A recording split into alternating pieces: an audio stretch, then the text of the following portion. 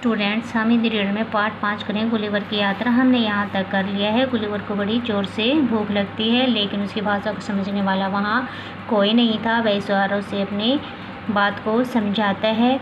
वहाँ के लोग टोकरी भर भर कर खाद्य सामग्री लेकर आते हैं। उनके हिसाब से यह सामग्री सैकड़ों व्यक्तियों के लिए थी, लेकिन गुलिवर के लिए उसकी मात्रा बहुत अधिक नहीं थी। अब हम आगे करेंगे।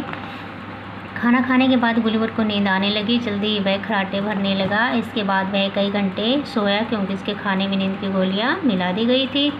वहाँ के निवासी बड़े अच्छे गणितज्ञ थे। गणितज्ञ मतलब गणित के ज्ञाता थे। वे लोग जहाज बनाने में भी बड़े निपुण होते कुशल थे। बड़े बड़े जहाज बनाकर वे विशेष गाड़ी में लाद कर जहाज़ों को समुद्र तक ले जाते थे। ऐसी ही एक गाड़ी में बेहोश गुलिवर को लादा गया। इस काम में 4 घंटे लगे। 500 सैनिकों ने गुलिवर की चौकसी होता है निगरानी की। उन्हें भय था कि कहीं यह भीमकाय आदमी जागने पर भागने की कोशिश न करे, इसलिए उसके पैरों में जंजीरें बंधवा दी गई। यानी कि उन्हें डर था कि कहीं यह आदमी यहाँ से भाग न जाए। गाड़ी को खींचकर राजमहल तक लाया गया। वहाँ स्वयं राजा ने गुलिवर की अगवानी की।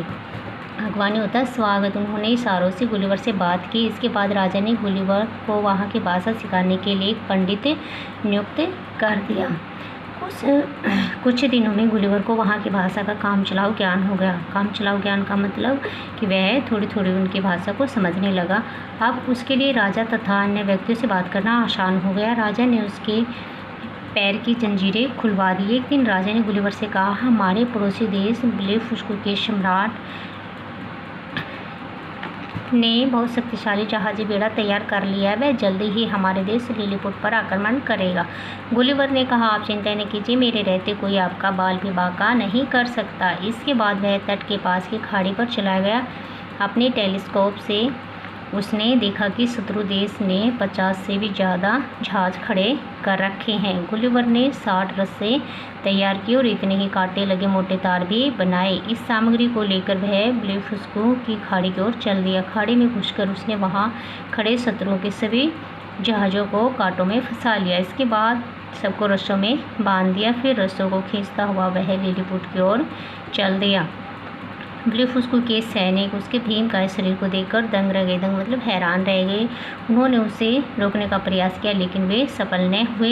लिलीपुट के राजा अपने नए मित्र से बहुत खुश हुए। नए मित्र कौन थे उनके? गुलिवर।